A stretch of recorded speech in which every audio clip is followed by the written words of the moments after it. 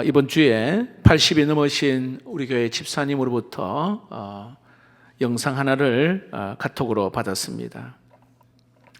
병원 개원 50주년을 기념하는 그러한 영상인데 화려하지는 않지만 아주 소박하고 훈훈한 그러한 영상이었습니다. 한 자리에서 50년이라는 긴 세월 동안 지역 주민들의 건강을 돌보고 참 신뢰를 쌓았던 그런 병원입니다.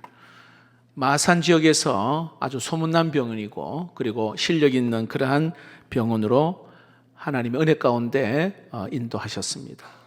자, 이 영상을 보면서 참 제 마음에 깊이 와닿은 것은 이 병원이 참 한 자리에서 50년 동안 이어질 수 있었던 것은 물론 우리 이 집사님의 아주 탁월한 그러한 실력과 성실함도 있었지만 그 무엇보다도 그 영상에서 소개한 대로 그 병원을 찾아준 모든 수많은 환자들에 있었다, 그렇게 이야기합니다. 그리고 그 곁에서 함께했던 의료진과 그리고 또 직원들의 아주 따뜻한 그러한 섬김이 있었다라고 말합니다. 그리고 보이지 않는 곳에서 또 묵묵히 함께해준 가족들의 헌신이 있었다라고 말합니다. 자, 무엇보다 감사한 것은 늦게라도 예수 그리스도를 믿게 되었다는 게 이게 얼마나 큰 축복인지 모릅니다. 한 자리를 지켜오기 위해서 정말 하나님의 전적인 은혜와 그리고 수많은 사람들의 도움과 사랑과 헌신, 이런 것이 있었기에 오늘 이 50년 세월 동안의 병원을 하나님께서 붙들어 주셨습니다. 자, 이 영상을 보면서 우리 교회를 생각하게 되었습니다. 하나님께서 창원왕성교회가 여기까지 올 수 있었던 것 하나님의 크신 은혜인 줄로 믿습니다. 그 은혜 안에서 우리 수많은 성도들이 기도와 헌신과 눈물과 섬김이 있었습니다. 어떤 분들은 리더의 위치에서 정말 자리를 잘 지키고 어떤 분들은 여기 있는 분들처럼 예배의 자리를 잘 지키신 분도 계십니다. 어떤 분들은 다음 세대 아이들을 위하여서 헌신하신 분도 있고 또 어떤 분들은 누군가는 보이지 않는 곳에서 청소하고 때로는 식당으로 봉사하고 또 차량으로 때로는 찬양으로 또 목자로 여러 곳에서 섬기는 그러한 헌신이 있었습니다. 누군가는 이 전도의 자리에서 한 영혼을 위해서 애쓰고 누군가는 선교의 그 자리에서 기쁨으로 또한 물질로 기쁨으로 헌신하는 그러한 분들이 있었기에 교회가 건강한 교회, 행복한 교회, 한 영혼을 구원하는 교회로 세워주신 줄로 믿습니다. 여러분, 앞으로 계속해서 우리에게 주신 이 은혜를 이제는 흘려보내는 일, 교회 안에만 이렇게 갇혀 있는 것이 아니라 이 지역과 그리고 또 민족과 열방을 향하여 우리에게 주신 은혜가 그곳을 향하여 흘러가는 은혜가 있기를 축복합니다. 그래서 저에게 한 가지 소원이 있다면 앞으로 우리 선교사님들의 사역지를 전 교인이 한 번쯤은 그곳에 방문하여 그 땅을 밟고 그리고 그 영혼들을 바라보며 뜨겁게 기도하고 예배하는 날이 속히 오게 될 줄로 믿습니다. 오늘 여러분 우리가 읽은 시편 63편 별명이 하나 있는데 선교시라고 하는 그러한 별명입니다. 짧은 이 시편 안에 하나님께서 우리에게 복을 주시는 이유가 무엇인지 여기에 담겨져 있습니다. 그것은 땅의 모든 민족이 바로 하나님을 경외하기 위함이라 결론으로 말씀하고 있습니다. 여러분, 우리의 인생의 목적은 단순히 복을 받는 데 있지 않아요. 여러분, 복을 받았으면 이 복을 흘려보는 데 있고요, 우리가 은혜를 받았으면 이 은혜를 함께 나누는 데 있고 우리가 구원을 받았으면 이 구원을 전하는 데 있다는 사실입니다. 그래서 우리는 모두는 선교사입니다. 그래서 여러분, 내가 서 있는 그 삶의 자리에서 예수 그리스도를 전하고 그리고 하나님의 사랑을 흘려보내고 한 영혼을 주께로 인도하는 그러한 사람, 그러한 선교사 우리 모두가 될 수 있기를 축복합니다. 학교에서 우리는 선교사이고 직장에서도 선교사이고 가정에서도 선교사이고 여러분의 사업터에서도 역시 선교사입니다. 우리 모두는 한 사람도 외에 없이 우리를 하나님께서 불러주신 이유가 바로 그것입니다. 자, 우리 한번 옆에 한번 얼굴 보시고 인사합시다. 당신은 선교사입니다. 네. 자, 오늘 본문에 우리가 선교사로 살아가기 위해서 꼭 붙들어야 될 몇 가지를 오늘 여기에 소개하고 있습니다. 하나님 우리를 부르신 목적이 무엇인가? 그리고 하나님께서 누구를 사랑하시고, 그리고 하나님의 최종 목적, 하나님의 영광을 위해서 우리가 살아야 된다는 것을 오늘 여기에 소개하고 있습니다. 자, 첫 번째 한번 따라해 봅시다. 우리를 부르신 목적을 다시 확인해야 합니다. 네. 여러분, 이 말씀 어디에서 우리 한번 1절 말씀을 한번 볼까요? 1절 같이 한번 읽어봅시다. 시작. 하나님은 우리에게 은혜를 베푸사 복을 주시고 그의 얼굴빛을 우리에게 비추사. 여러분, 어디서 많이 들었던 말씀 아닌가요? 민수기 6장에 아론의 축복의 그 기도와 비슷한 내용입니다. 민수기 6장 24절 25절 여호와는 내게 복을 주시고 너를 지키시기를 원하며 여호와는 그 얼굴을 내게 비추사 은혜 베푸시기를 원하며. 자, 두 본문의 공통점은 여호와께서 우리에게 복 주시기를 원하신다, 이런 공통점입니다. 자, 그런데 우리가 주목해야 될 것은 비슷한데 차이점이 하나가 있는 게 축복의 대상이 달라요. 조금 전에 민수기 6장의 축복의 대상은 이스라엘 백성들을 향하여 말씀하신 것이라면 시편 67편에는 거기서 멈추지 아니하고 더 넓게 말씀하고 있습니다. 2절에 나와 있어요. 주의 도를 어디에요? 땅 위에, 주의 구원을 모든 나라에게 알리소서, 이렇게 말합니다. 자, 하나님께서 우리를 부르신 목적은 우리만 복 누리기 위한 게 아니에요. 이스라엘 백성들만 복 받기 위한 게 아니고 하나님 우리를 교회를 세우셨습니다. 가정을 축복하셨습니다. 때로는 우리 성도들에게 은혜를 주신 이유는 하나님의 구원이 어떻게 해요? 모든 나라에 전파하게 하기 위함이라. 이것이 우리를 부르신 목적입니다. 자, 여러분, 하나님이 아브라함을 부르실 때에 이렇게 말씀하셨잖아요. 창세기 12장에 내게 복을 주어 내 이름을 창대하게 하리니 너는 뭐라고요? 복이 될지라. 그러니까 하나님께서 아브라함에게 단순히 복을 받으라 그렇게 말씀하지 않냐고, 너는 복이 되라 이렇게 말씀하십니다. 복을 받은 사람에서 이제는 어떻게 해요? 복이 되는 사람으로 살아라. 오늘 성경은 그렇게 이야기해요.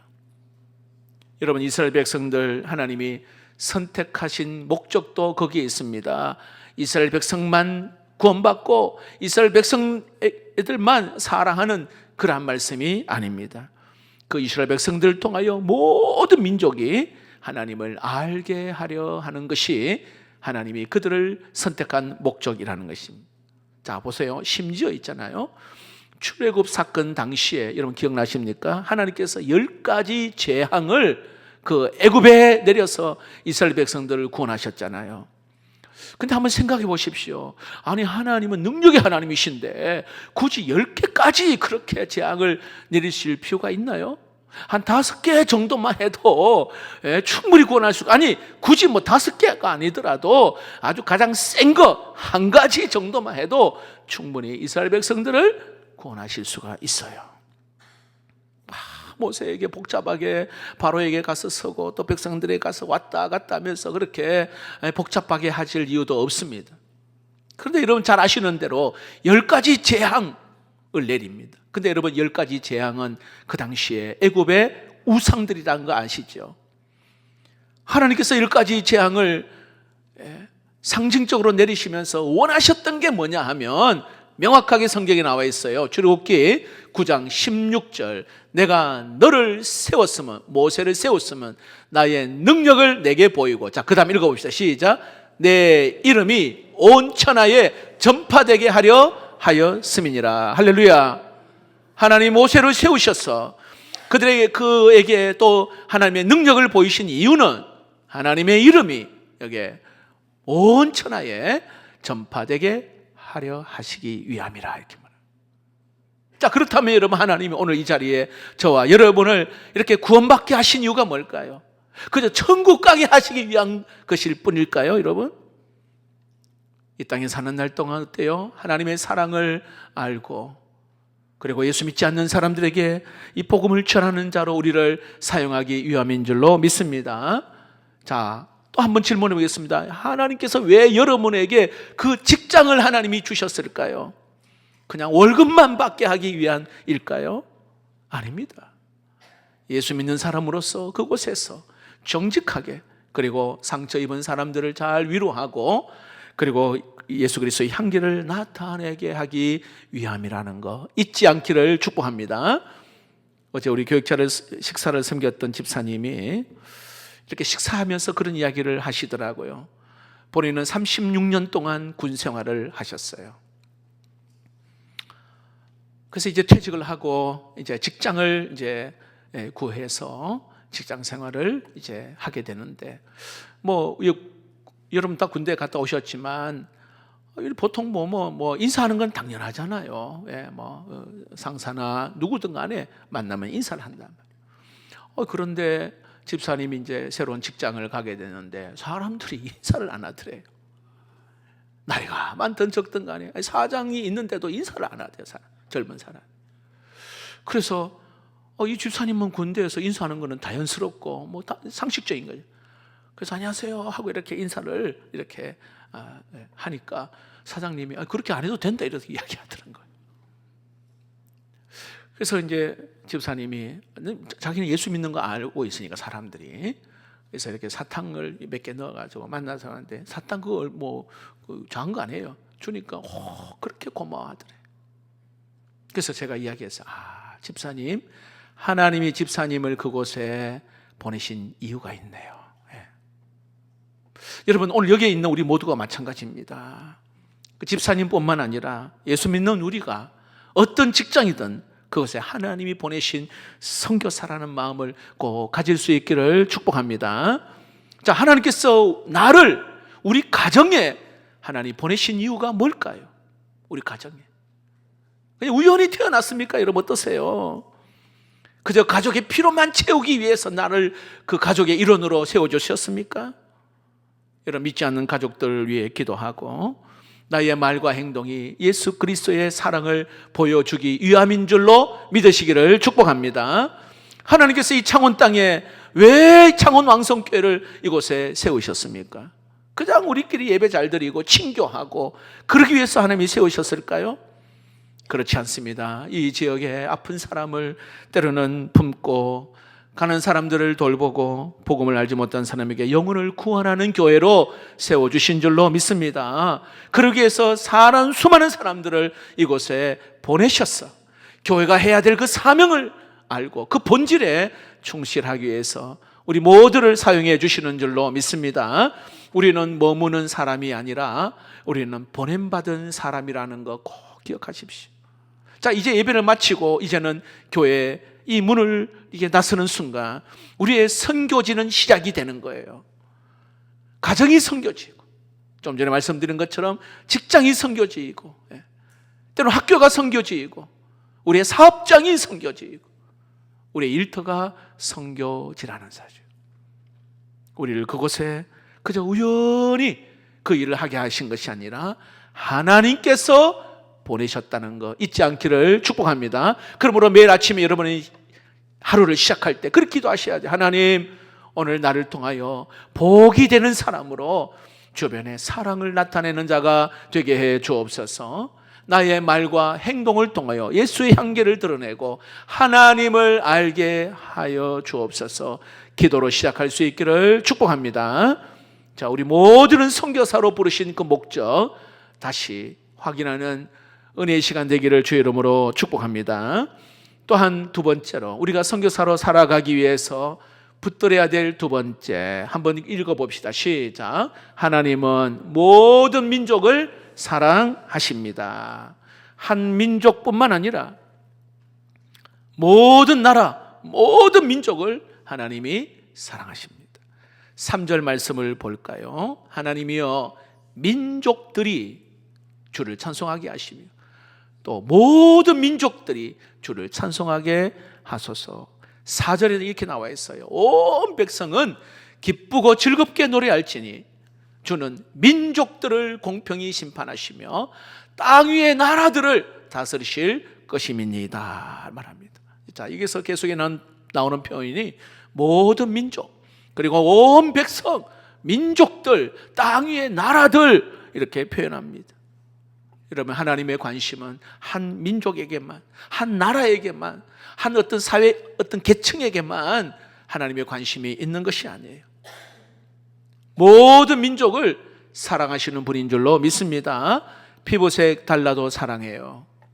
언어가 달라도 사랑합니다. 문화가 달라도 모든 자들을 사랑하십니다. 부유한 사람도 사랑하고, 가난한 사람도 사랑하고, 강한 사람도 사랑하시고, 약한 사람도 하나님이 사랑하셔요. 배운 사람도 사랑하시고, 많이 못 배운 사람도 사랑한다는 거예요. 자, 더 놀라운 것은 하나님은 우리가 좋아하는 사람만 사랑하지 않습니다. 내가 불편하게 여기는 사람도 하나님 사랑하셔요. 나와 결이 좀 다른 사람도 하나님은 사랑하십니다. 사람들에게 외면당한 사람도 하나님은 사랑하셔요. 심지어 하나님을 알지 못하고 하나님을 거부하는 사람도 하나님은 불쌍히 여기십니다. 자, 여러분, 요나 선지자 아시죠? 니느웨 사람을 굉장히 싫어했어요, 요나가. 왜냐하면 이스라엘을 괴롭히는 원수였단 말이죠. 근데 하나님께서 어떻게 해요? 그 니느웨에 가서 말씀을 전하라 이렇게 말합니다. 요나는 반대로 그냥 도망가 버렸어요.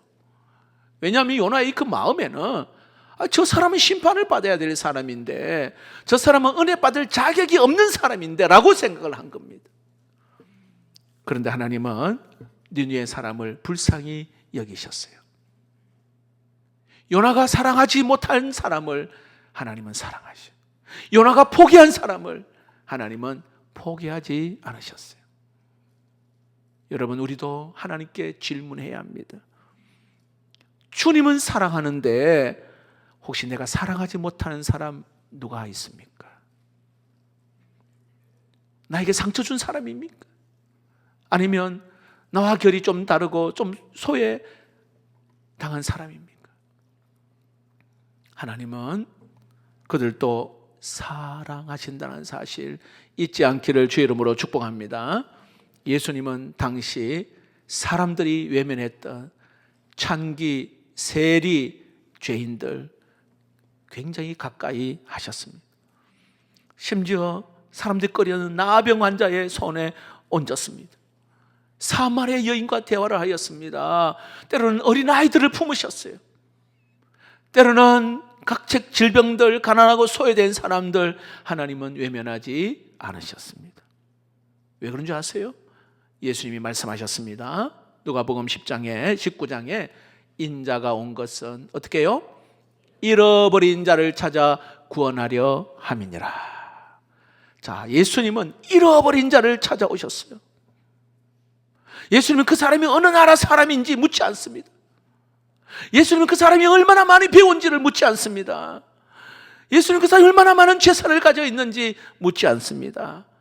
잃어버린 영혼이기 때문에 찾아가시는 거예요. 잃어버린 영혼. 요한복음 3장 16절, 하나님이 세상을 이처럼 사랑하사 독생자를 주셨다 말합니다. 하나님은 교회만 사랑하셨다 말씀하지 않습니다. 하나님은 세상을 사랑하사 여기에 가장 귀한 독생자를 주셨습니다. 이 세상은요, 모든 민족, 모든 사람들, 모든 죄인들을 위하여 우리 주님이 죽으셨습니다. 그러므로 여러분, 교회도 하나님의 넓은 사랑을 품어야 합니다. 여러분, 우리와 비슷한 사람만 환영하는 교회가 되어서는 안 됩니다. 저희 교회는 그렇지는 않지요. 처음 온 사람도 편안하게 예배 드릴 수 있어야 합니다. 가난한 사람이 존중받아야 돼요. 상처받은 사람이 이곳에 와 치유가 되어야 합니다. 외국인들, 장애인들, 어르신들, 어린이들도 사랑받아야 합니다. 이혼과 사별한 분도 위로받고 사랑을 받아야 합니다. 누구든지 누구든지 품어야 돼요. 누구든지 우리가 관심을 가져야 합니다. 제가 얼마 전에 카카오톡에 그 사진 나오는 부분들이 여러분 생겼잖아요, 그렇죠? 그래서 사진을 이렇게 좀 보다가 제가 청년들의 관심이 좀 있거든요. 근데 다 못 돌아보니까 그런데 어느 우리 부장 권사님인지 식당에서 했는지 집에서 했는지 아마 집인 것 같아요. 거기에 청년들이 이렇게 사진 찍은 것을 제가 유심히 봤거든요. 누가 거기에 있는지. 근데요, 제가 평소에 저 청년 나오다 안 나오다, 그리고 조금 더 관심이 필요한 그 청년들이 거기에 사진에 있더라고요. 얼마나 반가운지, 얼마나 반가운지. 이렇게 돌보고 이렇게 관심을 갖고 있구나. 굉장히 마음이 따뜻했어요. 누구든지 교회에 오는 사람들, 어떤 사람이든 간에 그 한 사람 한 사람 하나님이 얼마나 사랑하고 있는지 몰라요. 여러분 곁에 혹시나 외롭고 지쳐있는 사람이 있습니까? 여러분 먼저 다가가시고 밥 한번 먹자 하시고 이야기를 들으시고 때로는 그 사람의 이름을 부르고 기도할 수 있기를 축복합니다. 여러분 믿지 않는 가족이 있습니까? 비판하고 강요하기보다는 오래 참고 여러분 사랑하십시오. 그리고는 복음에 합당한 삶을 사셔야 됩니다. 그리고 포기하지 말고 기도해야 합니다. 하나님께서 사랑하시는 사람은 우리도 사랑해야 합니다. 여러분 선교사로 살아가기 위해 우리는 모든 민족, 모든 영혼을 하나님의 사랑으로 바라볼 수 있기를 주의 이름으로 축복합니다. 자, 마지막으로 우리가 선교사로 살아가기 위해서 붙들어야 될 세 번째 읽어봅시다. 시작. 선교의 최종 목적은 하나님의 영광입니다. 자, 3절 5절이요 같은 내용이 반복되거든요. 이런 말합니다. 하나님이여 민족들이 주를 찬송하게 하시며, 그 결국은 뭐예요? 모든 민족들이 주를 찬송하게 하소서. 3절 5절 똑같습니다. 7절에 이렇게 말합니다. 하나님이여 하나님이 우리에게 복을 주시리니. 읽어봅시다. 시작. 땅의 모든 끝이 하나님을 경외하리로다. 여러분 67편의 마지막은 무엇을 향하여 가느냐면은 모든 민족이 하나님을 여기에 찬송하고 하나님을 경외하기 위함이라 오늘 이야기합니다. 이게 여러분 선교의 마지막 이렇게 목적입니다. 자, 우리 모두 선교사잖아요. 우리의 이름이 높아지는 걸 원하는 게 아닙니다. 교회 자랑하는 게 중요한 게 아니에요. 최종 목적은 하나님께 영광을 돌리는 겁니다. 우리가 복음 전할 때 보세요. 한 사람이 예수를 믿게 됩니다. 참 복음의 능력이 놀랍잖아요. 예수 믿으니까요 우상을 버리고 예배자가 됩니다.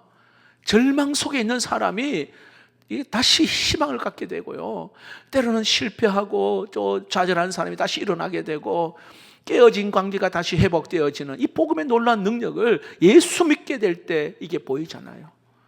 근데 중요한 것은 누가 영광을 받느냐?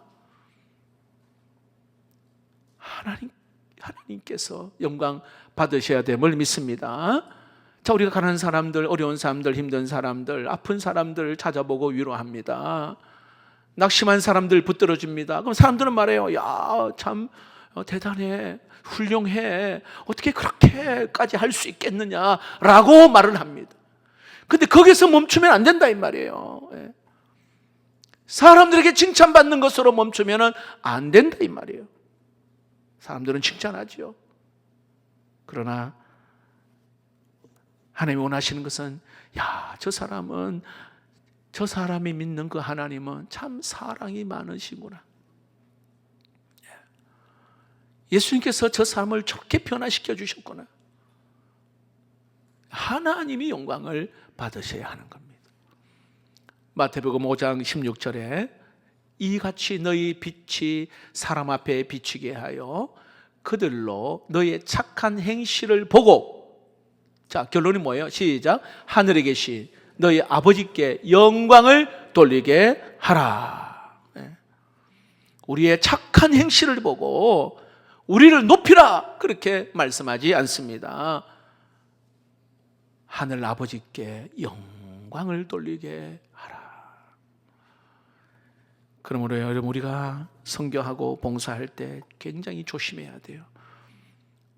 내 이름이 드러나기를 원하는 경우들이 많습니다. 내가 이 정도 수고했고 이 정도 헌신했으니 알아봐 달라고. 인정받지 못하면 굉장히 서운해하는. 그러나 여러분, 우리 모두는 선교사인데 우리 모두는 자신을 드러내는 것이 아니라 예수님을 드러내는 사람인 줄로 믿습니다. 세례 요한이요, 예수님보다 6개월 앞서 와서 그가 했던 사역이 뭐냐면 요한복음 3장 30절 말씀입니다. 그는 우리 주님은 흥하여야 하겠고 나는 쇠하여야 하리라. 이걸 한자로 설명하면 주흥아쇠. 주님은 흥하여야 하고 나는 쇠하여야 하리라. 하나님이 이 세례 요한을 앞서 보내신 이유가 바로 그것입니다. 여러분, 우리 모두의 고백이 되기를 주의 이름으로 축복합니다. 나는 드러나지 않아도 괜찮습니다. 예수님만 드러나면 됩니다. 내 이름 기억하지 않아도 됩니다. 한 영혼이 예수님을 알고 하나님께 영광 돌리는 것만으로도 충분합니다. 꼭 기억하십시오. 열심히 일을 다하고 영광은 내가 다 받아버리고. 오늘 시편 67편 그 마지막 결론이 7절이잖아요. 하나님이 우리에게 복을 주시리니 땅의 모든 끝이 하나님을 경외하리로다. 여러분, 우리는 바로 이 하나님께 영광이 되고 하나님을 경외하는 그날을 바라보고, 여러분, 한 사람이 정말 그 한 사람이 더 하나님을 찬송하는 자가 또 일어나는, 또 한 사람이 또 하나님의 그 은혜를 알고 그 은혜를 또 전하는 그 한 사람이 또 일어날 때 하나님이 영광 받으시는 줄로 믿습니다. 우리 단기 선교 집중 훈련 어제로서 2차 훈련을 마쳤어요. 86명이 이제 가는 선교로 휴가를 반납하고 때로는 물질을 들여서 선교 현장에 갑니다. 거기에 있는 분들에게 제가 짧은 시간에 강의를 하면서 낮추고 품고 다 모으라, 이 주제를 가지고 말씀을 같이 나눴어요. 낮추고 종이 되어야 돼요. 이 팀원이 하나 되고 함께 가기 위해서는 낮추고 그리고 품고. 예수님이 우리를 받아주셨기 때문에 오늘 우리 이 자리에 있는 거잖아요. 우리는 누구든지 다 품어야 돼요. 그 다음에 다 모으라. 가서 하나님 나에게 보여주시는 거, 또 내가 하나님 은혜를 깨닫게 하신 거, 이걸 가지고 와서 다시 이곳에서 새롭게 믿음의 또 전진이 일어나고 변화가 일어나는 거, 이게 다 하나님이 영광 받으시는 그러한 우리의 훈련의 모습입니다. 여기에 우리 모든 성도들도 역시 마찬가지입니다. 여러분, 오직 나를 선교사로 하나님이 각자 주어진 곳에서 보내신 이유, 최종 목적 하나님의 영광을 위하여 우리 모두가 쓰임받기를 주의 이름으로 축복합니다. 자, 말씀을 맺겠습니다. 우리를 부르신 목적을 다시 한번 확인해야 합니다. 가정에서, 직장에서, 학교에서, 일터에서 모든 자리에 하나님께서 우리를 선교사로 맡기셨습니다. 두 번째, 모든 민족, 모든 영혼을 사랑해야 합니다. 나와 결이 같은 사람만 아닙니다. 불편해하는 사람도 사랑해야 돼요. 상처를 준 사람도 사랑해야 합니다. 하나님의 마음으로 여러분 모든 사람을 품을 수 있기를 주의 이름으로 축복합니다. 결국은 목적은 하나님의 영광을 나타내기 위함입니다. 하나님께 영광, 하나님 기뻐하시는 선교사들이 되기를 주의 이름으로 축복합니다.